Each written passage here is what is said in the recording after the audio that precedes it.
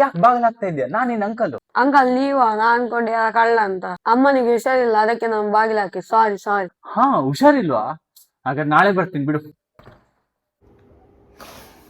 ಮಗನೇ, ಅಂಕಲ್ ಹೋಗ್ಬಿಟ್ರಾ? ನಾನಂತೂ ಇಲ್ಲೇ ಇದ್ದೀನಿ, ಎಲ್ಲೂ ಹೋಗಿಲ್ಲ. ಹಾ, ಬಂದ್ಬಿಟ್ರಾ? ಅಂದ್ಮೇಲೆ ಕುತ್ಕೊಳ್ಳಿ. ಹಾ, ನಮ್ದೇ ಮನೆ, ಏನ್ ಸಂಕೋಚ ಇಲ್ಲ, ಕುತ್ಕೊಳ್ತೀನಿ ನಾನು. ಅಂಕಲ್ ನೀವಂತೂ ಸರಿ ಆಗಲ್ಲ, ದಿನಾ ಬರ್ತೇವೆ, ಚೂರ ಖರ್ಚು ಮಾಡಿ ಅಲ್ಲ. ಹಾ, ನಿಮ್ ಆಂಟಿ ಅಡ್ಗೆನೆ ಚೆನ್ನಾಗ್ ಮಾಡಲ್ಲ, ಮತ್ ಖರ್ಚಿಗೆ ಬರೋದಾದ್ರೆ. ಹಾ ಅಂಕಲ್, ತೆಗಿದೆ 2-3 ಸಾವಿರ. ನಾನಂತೂ ನಿಮ್ ಚಡ್ಡಿ ಸರಿ ಮಾಡ್ತಾ ಇದ್ದೆ. ನೀವಂತೂ ಕಂಜೂಸ್ ಇರ್ತೀರಾ. ಟೈಮ್ ಆಯ್ತು, ಹೋಗೇ ಬಿಡ್ತೀನಿ. ಹಾ, ಹೌದಾ? ಹಾ, ಸರಿ ಸರಿ. ಮಮ್ಮಿ ಊಟ. ಊಟನ ಮಾಡ್ಕೊಂಡು ಹೋಗ್ಬಿಡ್ತೀನಿ ಬಿಡಿ. ಅಂಕಲ್ ನನ್ಗೋಸ್ಕರ ಊಟ ಕೇಳಿದ್ದು. ಹಾಗೆ ಯಾಕೆ ಹೇಳ್ತೀಯ? ನಾನು ನಿಮ್ ಮನೆಯವನಾಗೆ ಅಲ್ಲ, ಒಟ್ಟಿಗೆ ಕುತ್ಕೊಂಡು ಊಟ ಮಾಡಿ ಕಡೆಗೆ ಹೋಗೋಣ ಅಲ್ಲ.